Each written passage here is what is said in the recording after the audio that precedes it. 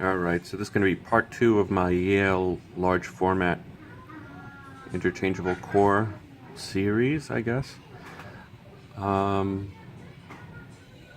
So where was I? Okay, so I repicked it, and then I was able to manipulate this last pin here. I was able to lift it up and push it in and bring it back to control. So now I'm going to gut it.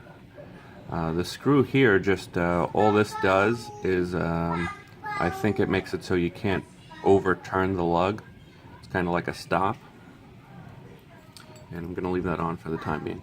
And then there's also a detent in here, a spring-loaded detent pushing up or back to hold the control lug in the extended position when it's in use. Show, and then the last pin, or the control pin, I guess, it looks like it's just a spring-loaded pin. I don't think there's a driver, or no, there must be a driver that's up here somewhere, or up in the top, sorry.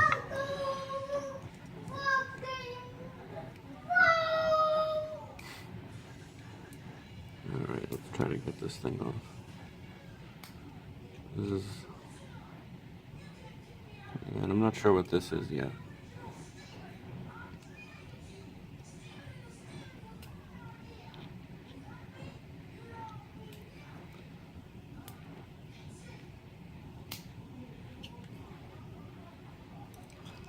Pretty strong little clip.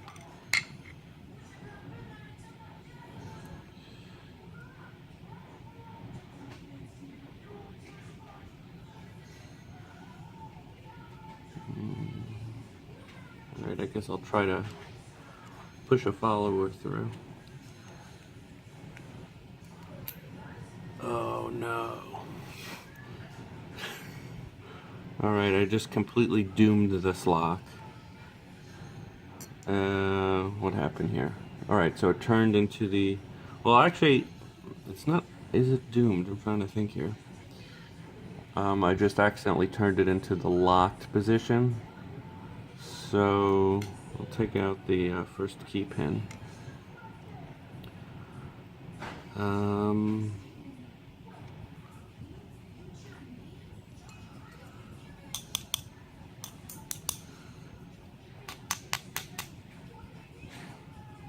I still don't know what's going on with this control lug. I think I'm gonna have to destroy this lock to get it apart. That's what it's looking like. Yeah, this thing, you can't get this thing out because of this piece that's this pin that's pressed into it has teeth in there. It's not meant to come out.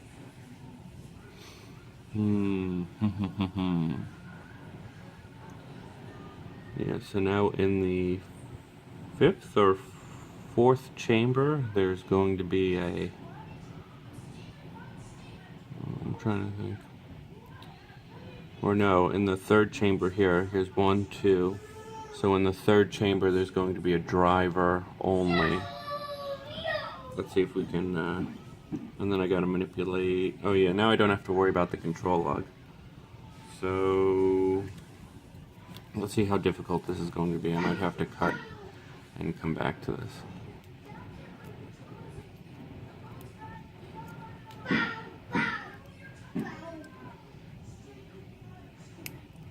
Alright, there we go. Saved. Alright. I'm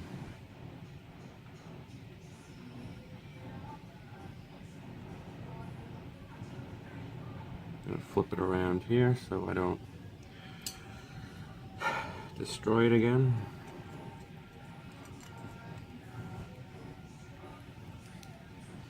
Alright, and there we go. Here's another flipped wafer here.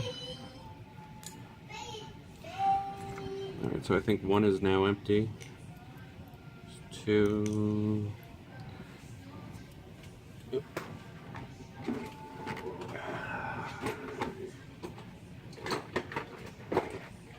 Where the hell are my tweezers?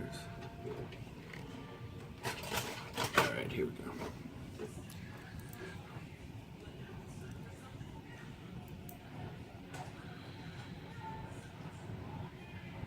YALE types. Another wafer came out. I'm not sure where that was from. I think I'm just going to remove these wafers. There's a total of 4 in here somewhere. And I'm not sure what's up with that cut.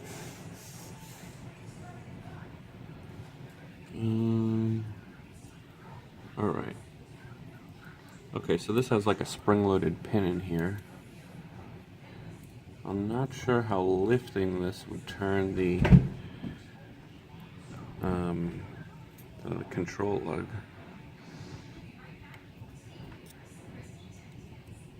See, this is trapped in there, and there's a spring and a pin. So let's lift it up and take out these drivers. Maybe you learned something else. Number 2 had another master wafer in there. Kind of a thicker wafer.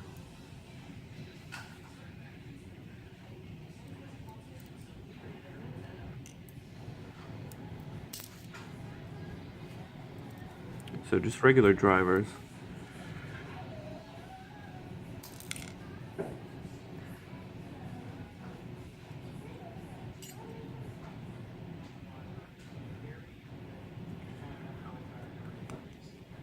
Was there something I'm missing? Did something come out here?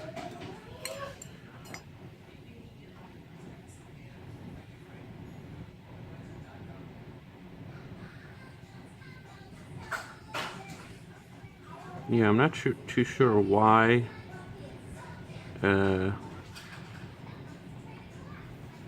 last pin would have to be lifted in order to close the control lug.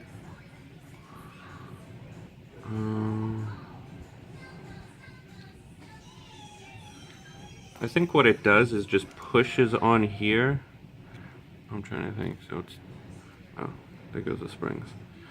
That's okay. So so it's turning clockwise and pushing on here.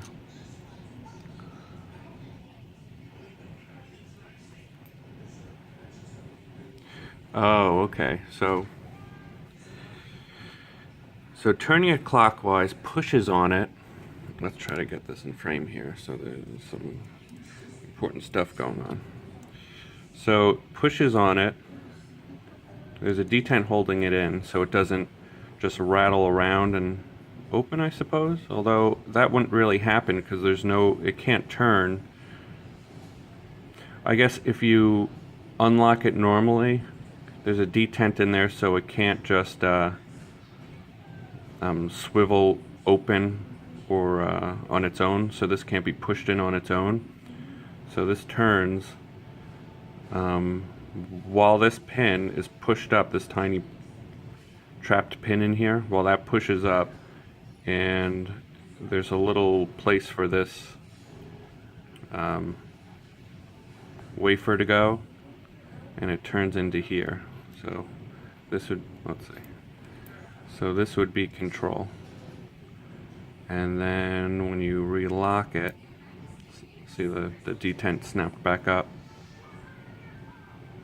Very interesting stuff here. Okay, so right now it's not going to work because this isn't being pushed up, but if it were, it would push it up like so, and move the control lug so you can take the core out. Pretty interesting stuff here. Yeah, this one is looks like it's all plated brass or some kind of brass alloy.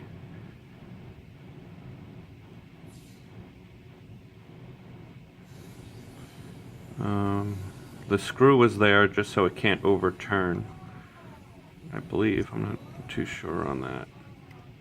Yeah. So I suppose if I turn this enough, the detent would come out. So I'm not going to do that.